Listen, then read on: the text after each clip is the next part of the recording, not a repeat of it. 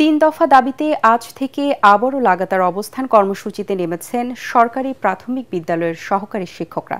সকালে রাজধানীর কেন্দ্রীয় শহীদ মিনারে অবস্থান নিয়ে তারা এই কর্মসূচি শুরু করেছেন।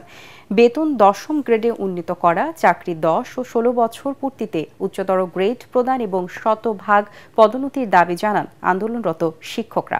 এসব দাবি আদায় না হওয়া পর্যন্ত অবস্থান কর্মসূচি এবং পরবর্তীতে কলম বিরতিতে যাবার হুঁশিয়ারি দেন তারা।